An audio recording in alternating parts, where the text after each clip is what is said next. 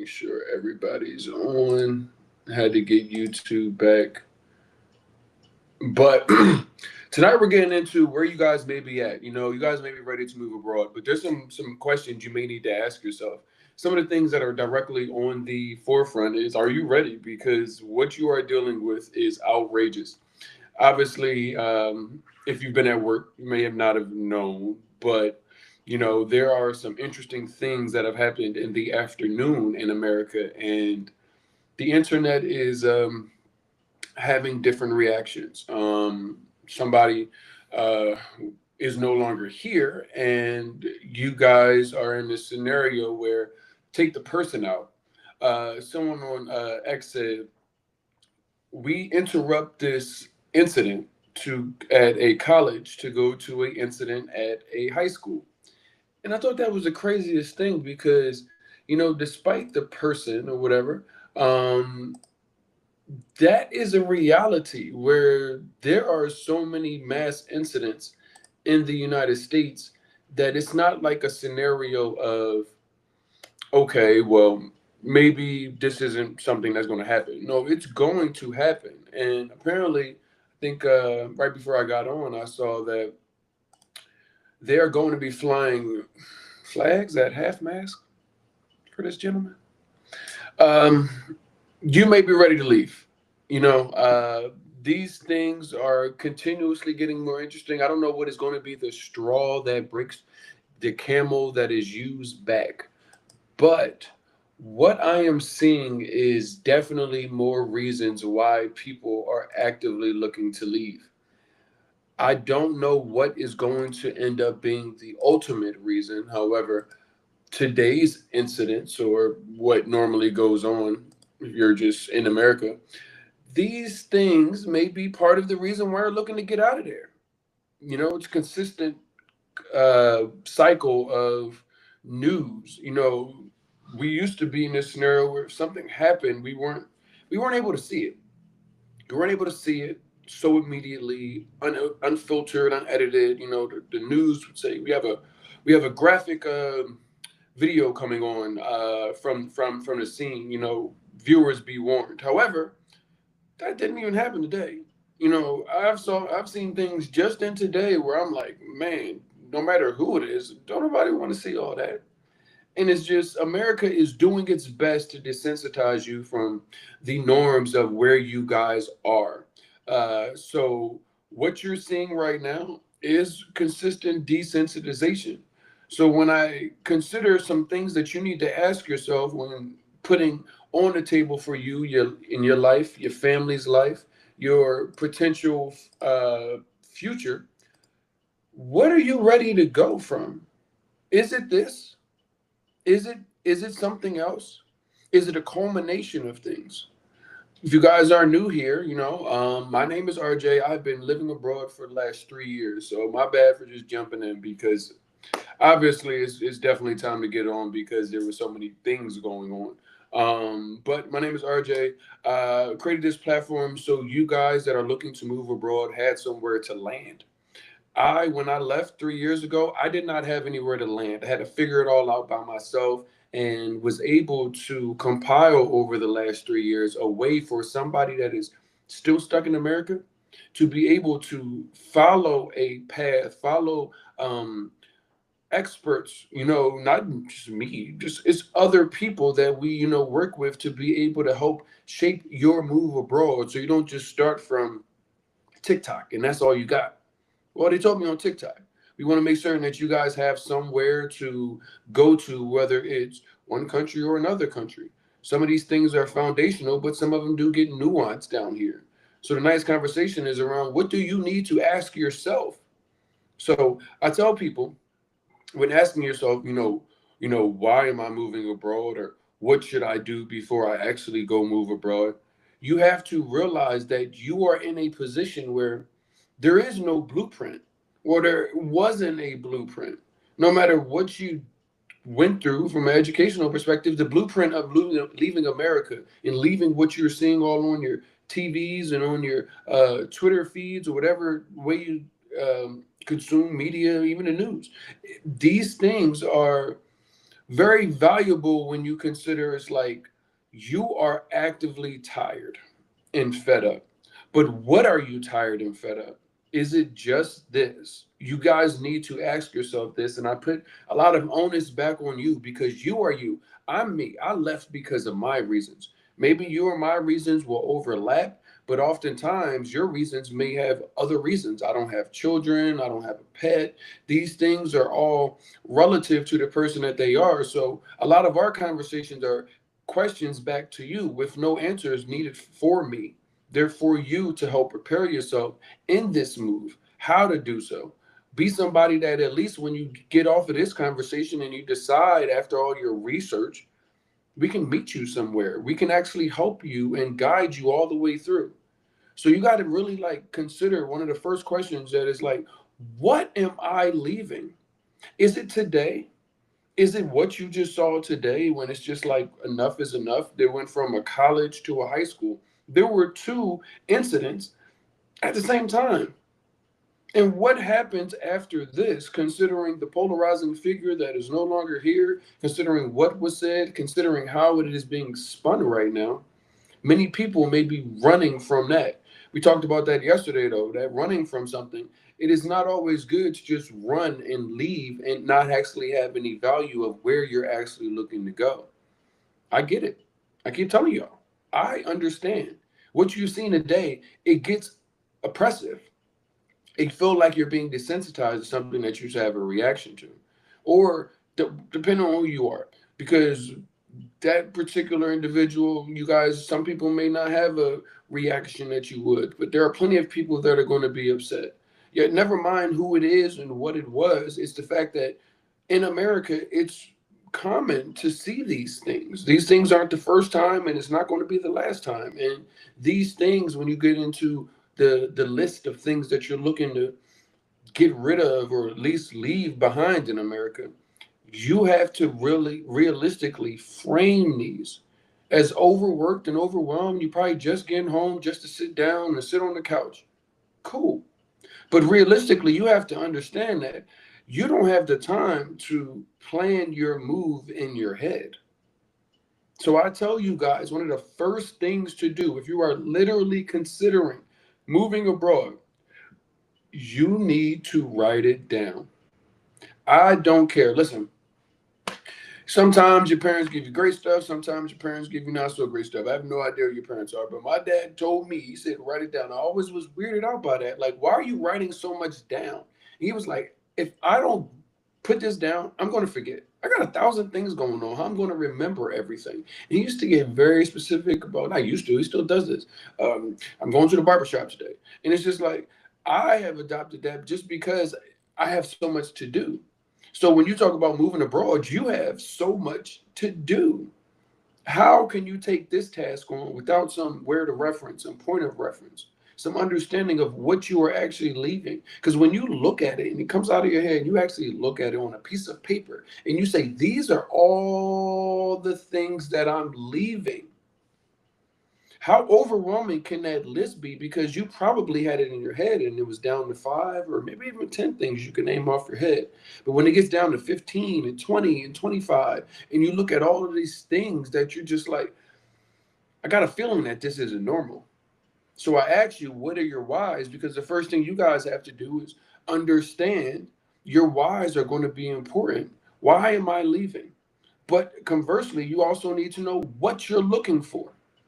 How can you leave somewhere you've always been and not know where you're going, where that place could be?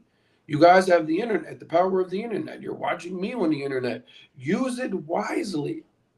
It's not just for chat rooms like how it was back in the AOL days. You guys can help shape your new life, whatever and wherever that may be. But you actually have to put this into a scenario of, okay, what am I leaving, but what am I looking for? So that way you can position yourself as far as within a goal of, well, these things that I'm looking for that don't have these, well, these aren't everywhere because you guys have extreme opinions about where you think that you want to go. And I asked some very pointed questions to the people I consult with about their move abroad process. And I'm just like, I asked them some very pointed questions and they're like, I didn't think about that. But you were going to move to Asia and you didn't think about that? Or you were going to do this and you didn't think about that?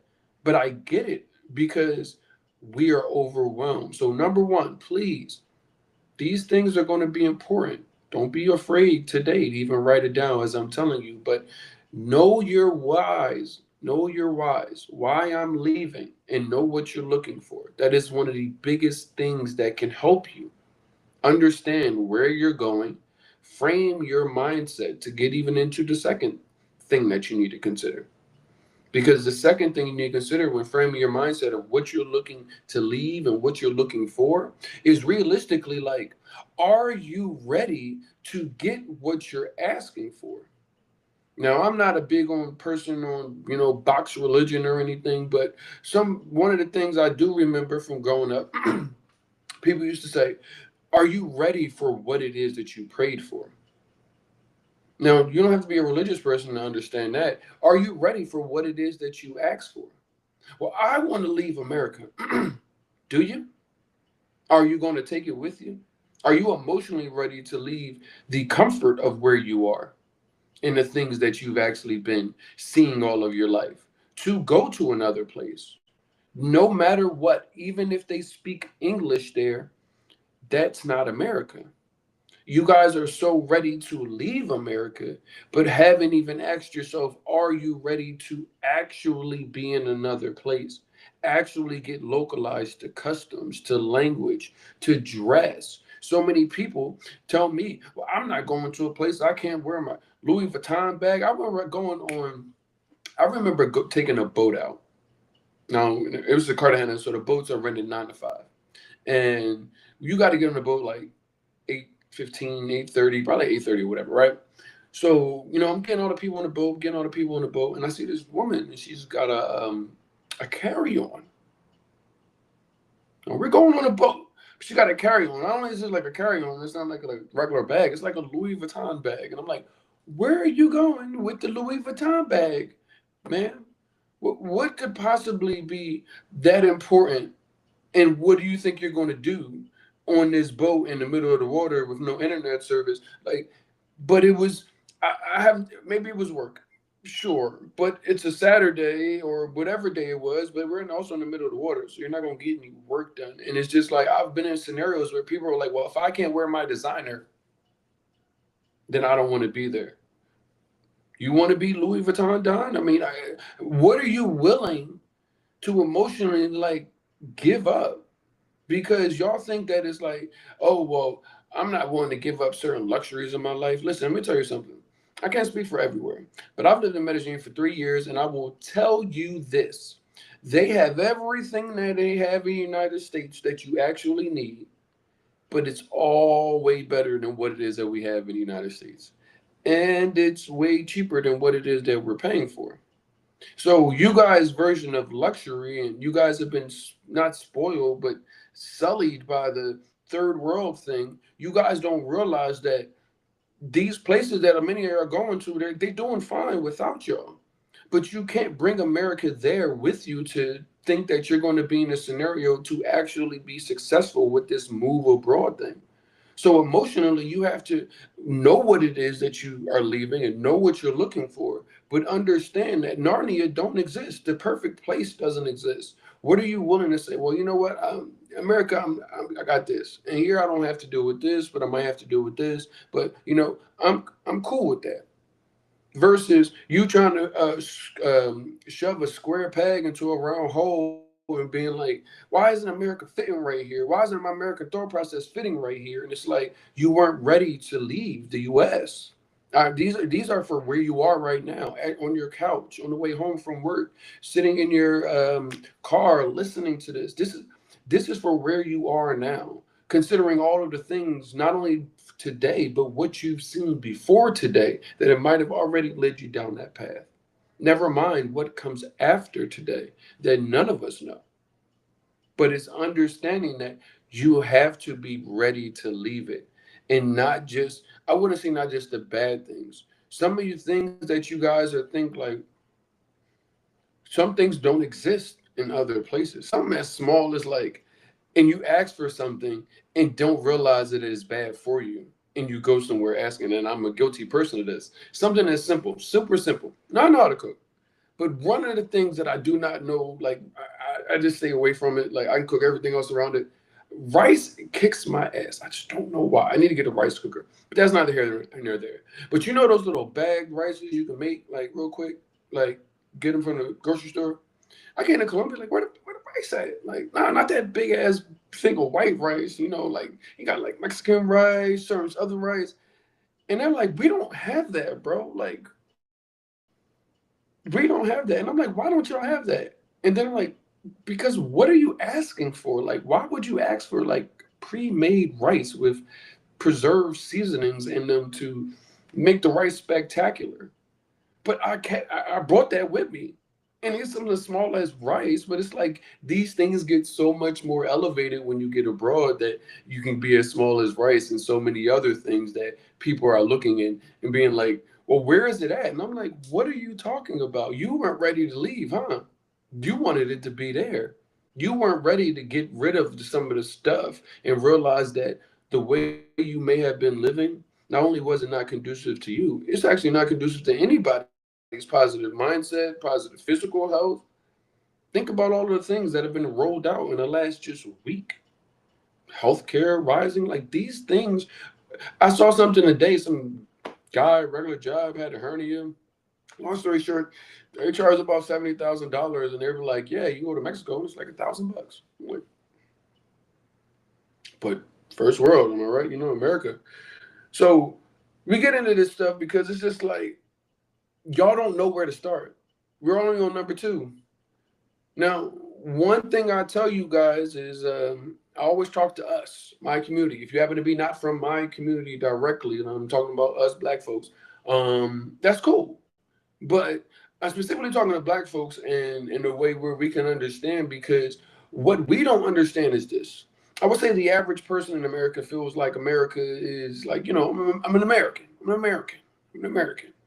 However, a lot of my folks that I know don't feel like I'm an American. I don't wear red, white, and blue on July 4th. Like, nobody's, like, if I go to a spot and I'm like, man, I remember going to, looking for a apartment in Florida and pulled up to the place. Everything was cool. Walked up to the second floor and went to go see the unit, made a right, hard right, the biggest American flag. I said, we don't see this place, but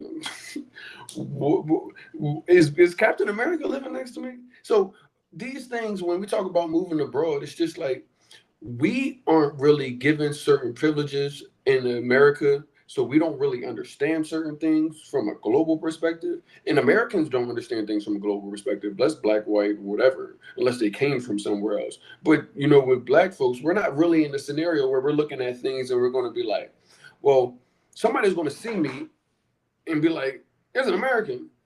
No, we're used to seeing like that's a black dude, the black guy over there. They're not like the black American guy, the African American guy. They're not saying that in the United States, so we're not used to that, especially if you haven't really left.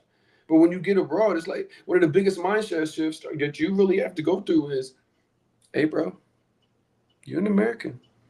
They see you and think you're an American, even if they assume that you are a local black person at first. They may look at you or see the way you dress and be like, "Nah, something." Then they hear you on the phone or you go to speak your Spanish. You're like, "This Spanish sucks. That guy is from America for certain." And then it's different. Depending on where you go, the difference could be good or bad or indifferent, but it's definitely noticeable. And I tell my folks that is because I can't tell you all the time. The first time I realized that they was gonna treat me like an American, wait till the boys at home hear this. So it's like a mindset shift, for us that we have to understand that because we're not in a position in a lot of places to cause even things. Like, even if you have money in the United States, there's not often times that black people are seen as gentrifiers. It's just not often. Like, oh, the neighborhood was cool, but now I see a bunch of black. Like, imagine nobody says in a traditionally black neighborhood when they see other black people running around, they're like, just other black people. But when you see somebody, it's like, I have never seen someone jogging in this neighborhood, and now they're jogging. That's interesting, and they don't look like anybody from the neighborhood. We're not used to that, even when you have money. But going abroad, no matter what your financial status is in America, you automatically are probably like a lot of times in a scenario where, especially, it's isolated to where you go. You go to some Eurocentric places, cool. You go to some places, there's there's wealth everywhere. But when you get into it, you're like, you could be displacing people because you are just in a bad situation and you spend $3,000 a month for rent and you think $1,500 is a perfect amount to spend. And all the utilities included and it's furnished. You're like, I got a deal. Well, the person before you that they kicked out to bring you here or sell whoever it was that was going to pay for it, they paid $400 for that place. Now it's an $1,100 increase per month. Per month. Now, some things aren't that egregious, but these things are reality. So I talk to us and tell y'all, like, y'all have to understand. And I said this the other day, like, just because you hurting don't mean that you have the right to hurt people. And it's not, oh, well, I didn't know. I'm telling you right now. Like, I'm telling you right now. So if you are hearing this and watching this, you can be a gentrifier, black folks. You can be somebody that displaces other people. You could be somebody that is just as bad as what you're looking to leave in America in another place and completely blindly ignorant of it. So it's just, it goes back to the one I said before. It's like, what are you emotionally ready to shed? But two, even niche down to us, you need to realize that you are going to be treated in a different way that you don't even know what to do to when you get it. Like, you're going to be like, this what do I do with this? Like, you want to treat me a certain way because of this? And it's just like, hey, this is reality.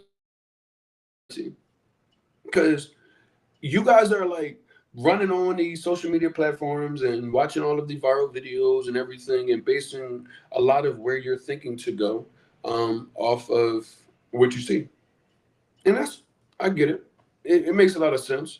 But when I tell people, I had this conversation with my boy Sad the other day, because he was like, oh, I'm in Mexico right now for a time being. And he was like, oh, I just go to Mexico. And I'm like, your whole situation different than mine. Mexico might not be the place for you. It might be fine for me, but is it okay for you? And I tell y'all not to sell yourselves, not to sell yourself on somebody else's life of what you've seen. Y'all gonna be on the internet and be like, oh my gosh, so and so told me that this was this. Someone told me that, it was perfect over there for people like me. And you get into a scenario where it's like, is it perfect for you? I always tell y'all, is America the greatest country for you? Never mind for the entire Americans. I'm just for you. Then when you get to these other places, like, have you asked yourself the tough questions that you need to ask? Like, how am I making money? Is the time zone worth it? Let me tell you something. Though I cannot wait until daylight savings time because the 1 hour that I got to get up, I'm up at like 5 a.m. sometimes just to get everything I need to get done. And it's just like that 1 hour. It's only 1 hour. So going somewhere that's 3 hours, 5 hours, 12 hours.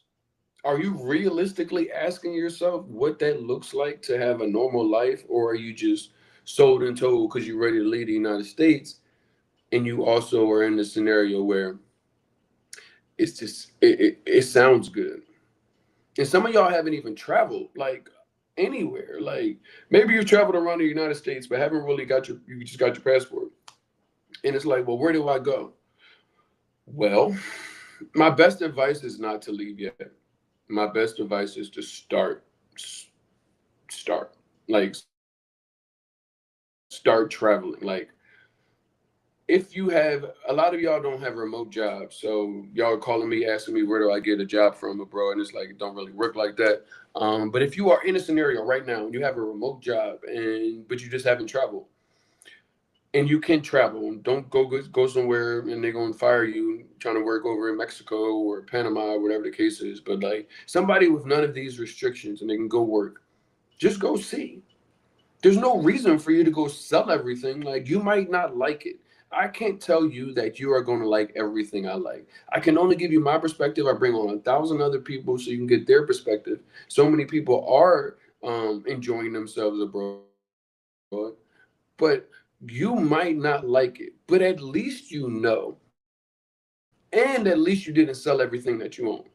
Especially because it may be your first time leaving. I know people that haven't left Philadelphia. Never mind, traveled up and down the coast. Never mind the entire United States. So y'all have to look at this and be like, how do I really get my head around this? You got to go see. You need to go sit on videos like this. Take a flight. Save up if you have to save up. Take a flight. If you can work over there, like as far as remotely, your passport get you 90 days. Use those 90 days wisely. These things are important. I tell y'all, like, so many people will say, yes, even if you haven't traveled abroad, don't worry about it. I'm going to get you set up over here.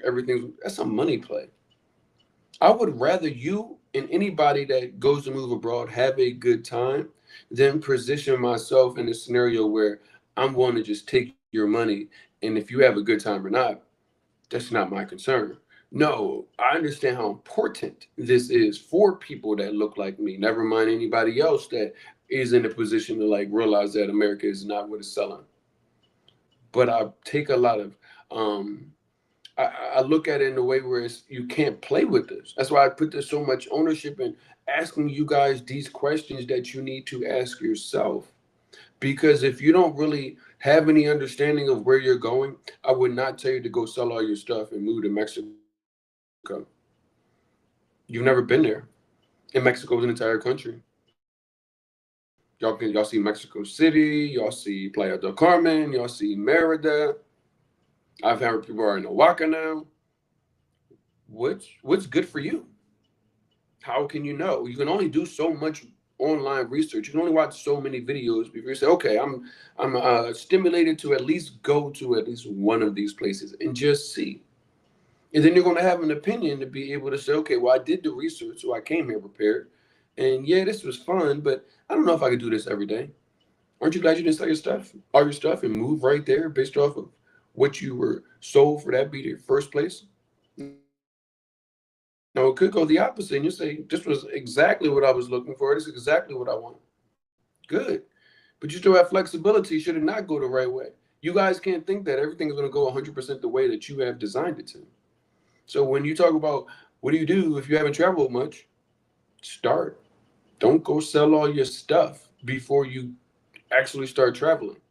It's on you to walk the journey in the right way. It's not on anyone else. I'm giving you the tools, but you got to use the tools. If you don't use the tools, these not aren't going to be good. Now, one of the biggest things that I got because America has charged you guys so much for everything, is how much money did you save to move abroad? That's what my dad asked me actually. How much money did you save to move abroad? Like, how much money do you think that I'm spending here monthly? Now, normally, when you go move into another, like a new apartment anywhere, like even in the same city, you got to pay your first, depending on where you are too. Because in Florida, they like first, last, and security in a lot of places. So that could be 3 months up front. Depending on how much your rent is, your rent is $3,000. That's $9,000 up front plus moving costs and application fees and all that. Let's call it $11,000. And you in the same city. So I understand why he asked me that at first, but I'm like, well, I know the first place I moved at it was $900 for three bedrooms. $900. All the utilities were included and everything. They had like a elevator and everything. So now I'm coming from South Florida. I left when rent went up to $22,000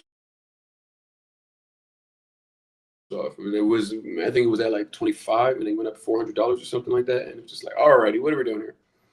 But people ask me like, well, how much money do you need to save up? And I'm like, you don't need to save up. You just really need to have the money. Like, yes, you need to have money for a flight. And, I tell people you usually can get 3 check bags and a carry-on and a personal item. That's probably what you need to move. Maybe you can get, even if you came with 6 in one person, it's only 6 bags. Like, that goes really fast. I got size 12 feet. How many shoes is that going to be in one thing before 50 pounds is exceeded? So even at 6 bags, um, you're going to run into like those things. But as far as like thousands of dollars, so many of y'all are conditioned and trained because y'all been watching these things online and being like, oh, you know what I should do? I should never have gone to a country and get the nomad visa because everybody's over there and that's what I need. There's also nothing that you need to do with spending the money to do that. You don't need, your passport gives you 90 days on a stamp and 180 days in a year in most of these places. Most of these places are also going to be visa free access. So you don't need to go get a nomad or a visa to go there. No, some people do. And it's not even a nomad visa, it's just like a visa, a tourist visa. But yeah, like I need y'all to realize that it doesn't mean that you really like it a lot. It's like, okay, I did. I know where I'm going to live, all of this stuff. Even if you go do that, cool. But you got to realize that like you don't need the tourist visa. I mean, the nomad visa still. You guys don't really know still really where you live. Like 90 days is a good test run, but you really don't need that visa like automatically. Like save your money. You're so used to spending and everything costing. And it's like when you find out that something isn't a cost, you're like, oh snap. Wait, so like I don't have to pay. I just need to show them this blue passport that I already paid for. It's like yes. Then when you decide that yes, I want to be here longer term than what 180 days gives me, that process. But before for what? With deep breath, it's you might not. The one thing that you need is like if you have $500 or let's call it I don't know the money that you needed, like let's say that was covered, you had the money to go pay for a flight and all of that stuff and to put your stuff in storage and you can move out, cool. But as long as you are making the money that you are in the United States, even if you make, let me tell you how crazy it is. At least in Colombia, the digital nomad visa, when you do go apply for it, I think it's $1,000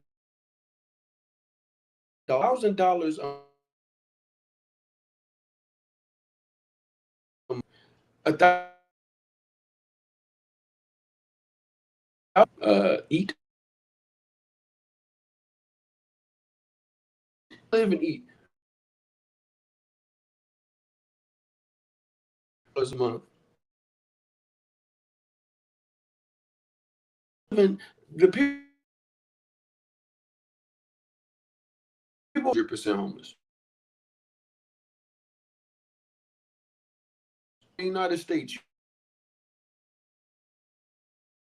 you are. I told you about the privilege that you have and how to successfully like navigate that because it is a brand new feeling. But don't let money keep you in. The only thing that you need to make sure of is I can still make this money over there. That's the biggest thing. That's the biggest thing. So I know a lot of people are like, well, I can't really save up money. And it's like, listen, you could just take the money that you have and get out of Dodge. You just need to be able to make days, United States.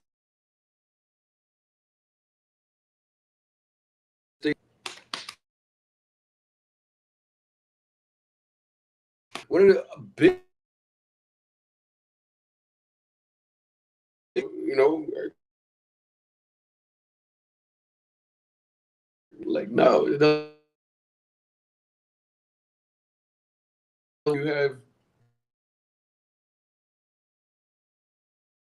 nobody cares about either one. Well, like purchasing, you know, if the you better where you go, there may be some fine, and oftentimes, despite what the world thinks, Americans don't have $100,000+ in cash. I know my folks just aren't just sitting around with that in abundance. Like it's not in the freezer or nothing. So moving abroad, also with your international private money, selling your house, be valued no matter what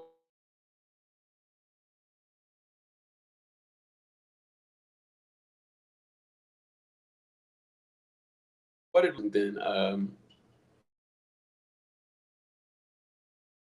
it's going to be a problem when you um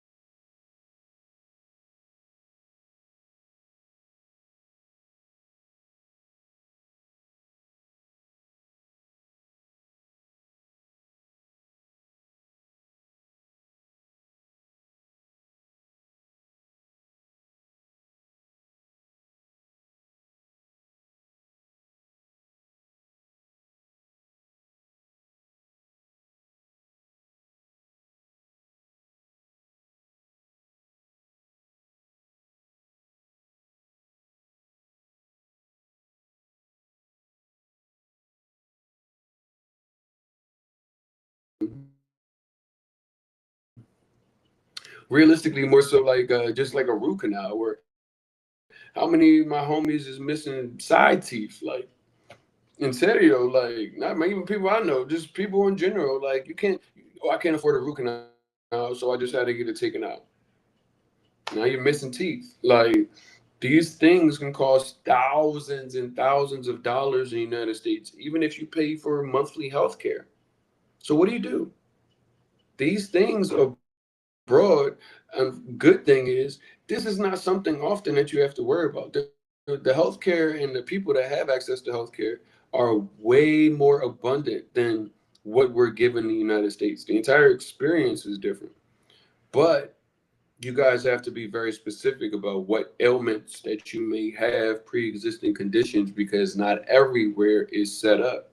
That's why I tell you guys about learning the neighborhoods too, because if you live very far from one of the better hospitals in the country or in the city, then and that and you need to have these kind of things, why would you go do that? Why would you go live far, but if you don't know? So it's just like asking yourself, my daily maintenance,